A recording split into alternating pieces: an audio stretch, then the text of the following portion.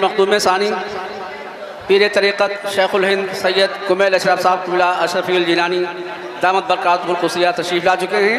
ان کی خدمت میں ہار پھول پیش کیا گیا اور خطیب سید پیر طریقت پیر ثاقب شامی صاحب کی خدمت میں بھی ہار پھول پیش کیا گیا اور سید سہیل اشرف صاحب خدمت میں بھی ہار پھول پیش کیا گیا.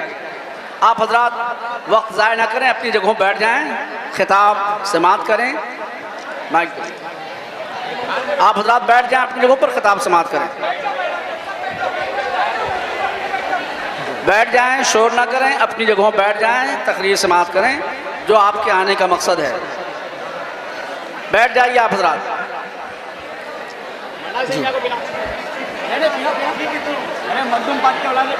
آپ حضرات بیٹھ جائیے, شور نہ کیجیے, تقریر سنیے. حضرت شروع کریں آپ. جی آپ تشریف رکھیے.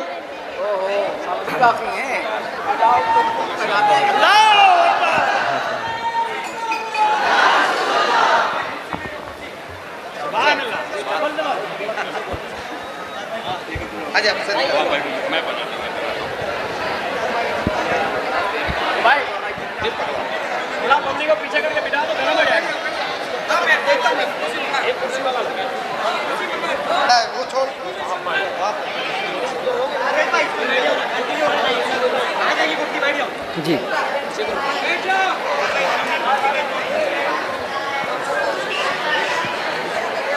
جی بسم اللہ الرحمن الرحیم. اللہم صلی وسلم وبارک علی سیدنا ومولانا محمد عدد ما فی علم اللہ صلاة دائمة بدوام ملک اللہ صلی اللہ علی محمد النبی الامی وعلی آلہ وصحبہ وبارک وسلم وصلی علیہ.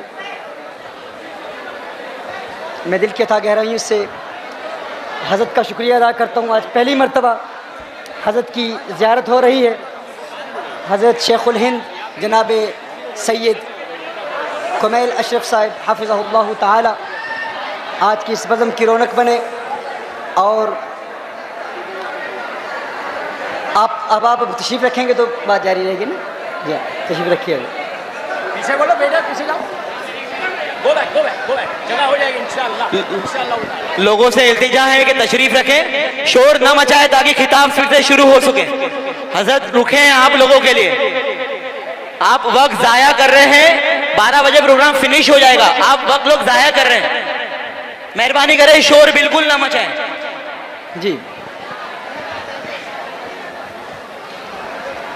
اللہم صلی علی سیدنا و مولانا محمد عدد ما فی علم اللہ صلاة دائمة بدوام ملک اللہ. اچھا میں آپ سے پوچھوں, کیا بات ہو رہی تھی, آپ کو یاد ہے؟ عظمت رسول. ہاں, عظمت رسول کا کون سا پہلو؟ کیا کہنے, ماشاءاللہ ماشاءاللہ. ایک اعتراض کا جواب دے رہا تھا, اس کو رکھیں. ایک اعتراض تھا, اس کا جواب دے رہا ہوں. There was an objection. I'm trying to respond to the objection. What is the objection? اعتراض کیا تھا؟ ایک اعتراض یاد آیا اس گفتگو کے دوران جب میں بتا رہا تھا کہ میرے آقا صلی اللہ علیہ وآلہ وسلم کی ذات ایسی عظیم ذات ہے کہ جس چیز کو حضور سے نسبت حاصل ہو جائے, you cannot claim to be like that. How can you claim to be like رسول اللہ صلی اللہ علیہ وسلم. اس پر بات ہو رہی تھی. اب آپ سماعت فرمائیں گے تو انشاءاللہ میں گفتگو جاری رکھوں گا. توجہ فرمائیے گا. کہا گیا کہ سیدتنا آمنہ رضی اللہ تعالی عنہا کے متعلق کہ اللہ جل وعلا نے نبی کریم صلی اللہ علیہ وسلم کو منع فرمایا کہ ان کے لیے دعائے مغفرت نہ کی جائے. تو میں نے کہا تھا کہ اقتداء النص سے یہ ثابت ہے کہ قرآن کریم کی یہی آیت یہ ہماری دلیل ہے, تمہاری دلیل نہیں ہے. ہماری دلیل کیسے ہے؟ اللہ نے ارشاد فرمایا کہ غیر مسلم کی قبر پر نہ جاؤ. یہ میں آپ کو یاد دلا رہا ہوں, مدینۃ المنورہ میں گستاخوں سے جو میرا مناظرہ ہوا تھا اس میں ہم نے جواب کیا دیا تھا. انہوں نے کہا کہ اللہ نے دعائے مغفرت کی اجازت نہیں دی. تو دعائے مغفرت کی اجازت اس لیے نہیں دی کہ العیاذ باللہ سیدہ مؤمنہ نہیں تھی. تو میں نے کہا کیا قبر پر جانے کی اجازت دی کہ نہیں؟ کہا دی. تو میں نے کہا قرآن کہتا ہے کافر کی قبر پر نہ جاؤ. تو قبر پر جانے کی اجازت دے دی، یہی اس بات کی دلیل ہے کہ وہ مومنہ ہے، یہی اس بات کی دلیل ہے وہ مومنہ ہے۔ کہا پھر دعائے مغفرت کی اجازت کیوں نہیں دی؟ یہ کیوں فرمایا کہ مغفرت کی دعا نہ کرو؟ تو اس کا جواب سماعت فرما لیں۔ مغفرت کی دعا کس کے لیے کی جاتی ہے؟ بخشے ہوں کے لیے بخشش کی دعائیں نہیں کی جاتی، بخشے ہوں کے لیے بخشش کی دعا نہیں کی جاتی۔ دیکھیے کبھی آپ کہتے ہو یا اللہ غوث اعظم کو بخش دے، کیا الیاذ باللہ کوئی ایسا کہتا ہے یا اللہ خواجہ غریب نواز کو جنت عطا فرما معاف کر دے؟ کوئی نہیں کہتا۔ ہر شخص کہتا ہے کہ وہ چونکہ بخشے ہوئے ہیں تو بخشے ہوں کے لیے بخشش کی دعا نہیں مانگی جاتی۔ کیا الیاذ باللہ کوئی کسی نبی کے لیے کہہ سکتا ہے اے اللہ عیسیٰ علیہ السلام کی مغفرت فرما، موسیٰ علیہ السلام کی مغفرت فرما؟ نہیں۔ قانون کیا ہے؟ بخشے ہوں کے لیے بخشش کی دعا نہیں کی جاتی۔ دیکھیے جب آپ نماز جنازہ پڑھتے ہیں بالغ کے لیے کیا دعا پڑھتے ہیں؟ اللہم اغفر لحینا ومیتنا، دعائے مغفرت کرتے ہیں نا، لیکن نابالغ کے لیے کیا دعا ہے؟ اللہم اجعلہ لنا، کیا؟ فرۃ واجعلہ لنا۔ فرض کیا ہوتا ہے؟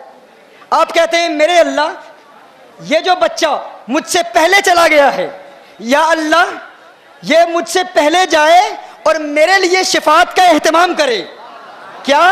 چونکہ بچہ بخشا ہوا ہے تو بخشے ہوئے کے لیے بخشش کی دعا نہیں کی جاتی، بخشے ہوئے کے لیے کہا جاتا ہے یا اللہ یہ مجھ سے پہلے جا رہا ہے، آخرت میں میرے لیے شفاعت کا اہتمام کرے، میری بخشش کا وسیلہ بنے۔ تو کہا تم کہتے ہو کہ حضور نے اپنی ماں کے لیے مغفرت کی دعا نہیں مانگی، اللہ نے اجازت نہیں دی۔ ارے اس بات پر غور کرو، مغفرت کی دعا اس کے لیے مانگی جاتی ہے جس کے لیے مغفرت نہ ہونے کا امکان ہو۔ ارے وہ تو پہلے سے ہی بخشی ہوئی ہے، ان کے لیے یہ دعا نہیں کی جاتی کہ ماں کے لیے مغفرت کی دعا مانگو۔ میں کہتا ہوں یونس علیہ السلام ایک مچھلی کے پیٹ میں رہے، اس مچھلی کے پیٹ میں رہنے کی وجہ سے یونس علیہ السلام کو اتنا بلند و بالا اور اعلیٰ مقام ملا، تو گویا کہ اللہ ارشاد فرما رہا ہے جس مچھلی میں ایک نبی رہے اس کو وہ مقام ملتا ہے۔ ارے جس ماں کی پیٹ میں آمنہ کا لال ہے وہ ماں مغفرت کی محتاج نہیں ہوتی، اس کے لیے مغفرت کی دعا نہیں مانگی جاتی، اس کے وسیلے سے امت کے لیے مغفرت کی دعائیں مانگی جاتی ہے۔ تو تیری ماں آقا کی ماں کی طرح نہیں، تو آقا کی طرح کیسے ہو سکتا ہے؟ ارے تو کہتا ہے میں آقا کی طرح ہوں، تو اپنی گھر کے حالات کو دیکھ لے، اپنی بیوی کو دیکھ لے۔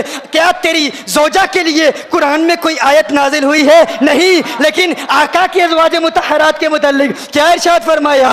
یا نساء النبی لستن کاحد من النساء، اے میرے محبوب کی ازواج مطہرات تم عام عورتوں کی طرح نہیں۔ میں کہتا ہوں میرے آقا کی ازواج مطہرات عام عورتوں کی طرح نہیں، میرے آقا عام مردوں کی طرح کیسے ہو سکتے ہیں؟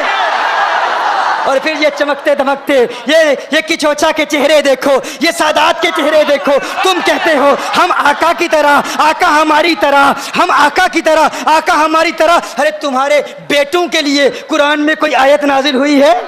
ارے ان کے بیٹوں کے لیے دیکھو، کہا انما یرید اللہ لیذہب اہل البیت لیذہب الرجس، انما یرید اللہ لیذہب عنکم الرجس اہل البیت۔ یہ جب تقریر میں بات ہو رہی ہوتی ہے نیند نہ ہو تو پھر آیات بھی بھول جاتی ہے۔ میں کہتا ہوں تم کہتے ہو تم آقا کی طرح، تمہارے احباب آقا کی طرح، وہ بھی بشر ہم بھی بشر۔ ارے تم اپنی فیملی کو دیکھ لو، تمہارے بیٹوں کے لیے آیت نہیں نازل ہوئی لیکن آقا کی اولاد کے لیے آیت نازل ہوئی ہے۔ اللہ ارشاد فرما رہا ہے وہ پاک ہیں، ان کی پاکی کا اعلان تو پھر بریلی کے مجاہد نے بھی کیا نا، کہا تیری نسل پاک میں ہے بچہ بچہ نور کا، تو ہے عین نور، تیرا سب گھرانہ نور کا۔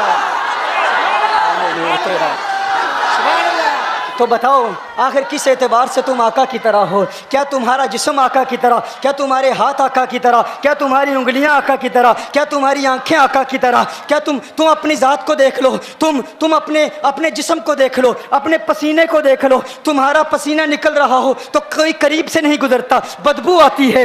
آقا کا مبارک پسینہ، وہ کیسا مبارک پسینہ، ارے کیسا مبارک پسینہ۔ ام سلیم جمع کر رہی ہیں، میرے آقا آرام فرما رہے ہیں، آنکھ کھولتے ہیں، میرے آقا ارشاد فرماتے ہیں ما تصنعین یا ام سلیم، ہے ام سلیم کیا کر رہی ہے؟ آقا کا معطر و معمبر پسینہ جمع کر رہی ہیں، کہتی ہیں نرجو برکتہ لصبیاننا یا رسول اللہ صلی اللہ علیہ وسلم، آقا آپ کے پسینے سے اپنے بچوں کے لیے برکت جمع کر رہی ہوں۔ ارے ان کا پسینہ برکت دیتا ہے، تمہارے پسینے سے بدبو آتی ہے، تم پھر بھی کہتے ہو تم آقا کی طرح ہو۔ تم اپنے جسم کو دیکھ لو، تم ذرا تھوک کے دیکھو نا، اپنے تھوک کو دیکھو، اپنے تھوک کو دیکھو، تمہارے تھوک کو دیکھ کر لوگوں کو نفرت محسوس ہوتی ہے۔ تمہارے تھوک پر کوئی تھوکنے کے لیے تیار نہیں ہے، کوئی تھوکنے کے لیے تیار نہیں ہے۔ اور ان کا لعاب دہن، ان کا عروہ کہتے ہیں واللہ ما تنخم رسول اللہ صلی اللہ علیہ وسلم نخامتا الا قد وقعت فی کف رجل منہم فدلک بها جلدہ